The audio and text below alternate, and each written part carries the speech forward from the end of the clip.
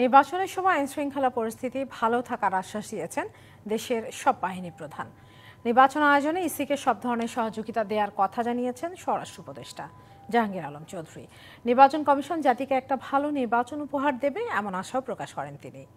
স্বরাষ্ট্র মন্ত্রণালয়ের সভাকক্ষে আইনশৃঙ্খলা সংক্রান্ত উপদেষ্টা পরিষদ কমিটির সভা শেষে সাংবাদিকদের এসব কথা বলেন স্বরাষ্ট্র উপদেষ্টা। জানান, নির্বাচনে আইনশৃঙ্খলা পরিস্থিতি কিভাবে ভালো রাখা যায় তা নিয়ে আলোচনা হয়েছে।